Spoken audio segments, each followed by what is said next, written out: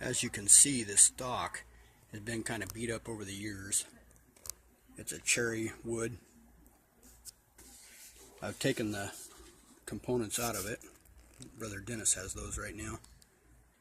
But you can see over the years that I beat this stock up pretty good. It had a nice finish on it when I got it.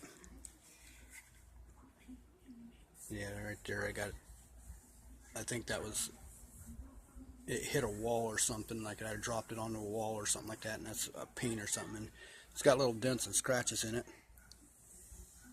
And so I decided I was going to refinish it. And now we'll go up to the other side of the stock, and you can see where I began my work. I've sanded back down to the natural color. And you can see right there's a mineral streak that's pretty common with cherry wood, which is what this was made out of. You can see how it's got straight grain on the bottom, wave grain on the sides, which that's not a bad thing. I like that. And you can see on the old finish how that the wave grain shows up pretty good right there.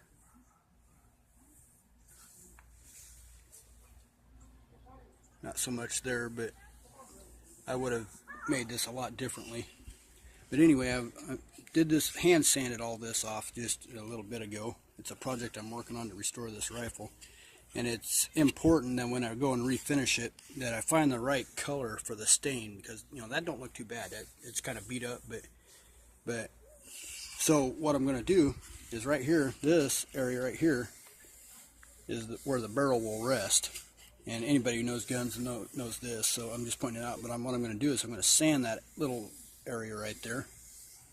And then when the time comes, I'm going to take it down to Sherwin-Williams, and we'll use that little area to test stains to see which one looks the best on this wood.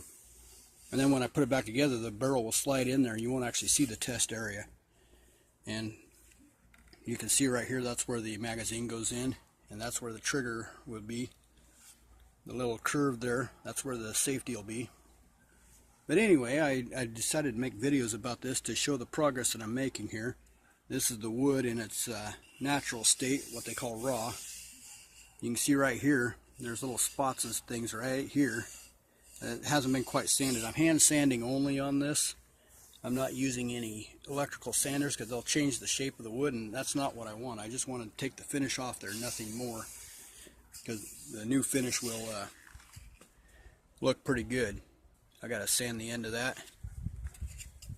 I don't plan on sanding this area right here because it's going to be kind of pointless, really, because when everything goes back in there and the gun's put back together, you won't see this little area right here at all anyway. But this is going to be kind of a work in progress thing. You can see the difference in the wood, the raw state, and of course, like I said, that is a characteristic of cherry wood, as is those mineral streaks right there. And it's pretty straight grain, it's pretty straightforward. There's a couple more mineral streaks right there. You can see them pretty good. I won't be able to sand those out, but we'll be able to cover those over with stain more than likely, and you probably won't even notice them. There's a bunch of mineral streaks back in here too, those dark spots. Those are mineral streaks. And then of course there's dents and things, and when I sand the back of it out, I'm going to take this kick guard on the back here, I'm going to take that off there. And then we're going to sand it down and take all the dents out of it. And right now I'm using 40 or 80 grit sandpaper.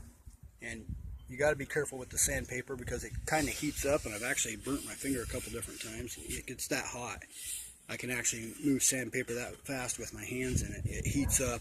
But we'll sand it all down with 40 grit, and then I'll come back with, 80 grit. And then I'll come back with 120 grit and sand it again, and it'll make it smoother to the touch. It's smooth now, but it'll be a lot smoother. And then once that's all done and we got it all sanded down to 120 and got it looking good, I'll come back with 180 and I'll sand it one more time, and it'll make it really soft.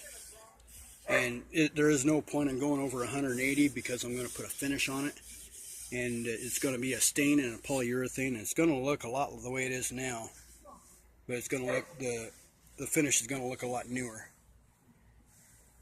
And it's pointless to go anything over 180 because of that. I can I could go clear to 600 and the wood stock will feel so smooth. But once I put the stain on it, it'll lose that smoothness. And then when I put the polyurethane on it, it'll take all that work out of it and make it pointless to do that. So 180 is the highest I'm going to go with this, and it's all going to be hand sanded. I'm not going to use any mechanical sanders or electrical sanders or anything like that, because they change the shape of the wood so easily, and then once that happens, you have to do a lot of work to get the wood back in the right shape, and by the time you're done doing that, the stock is smaller than what it should be. So, but anyway, that's that, and I will make future videos, and we will show progress of how this progresses.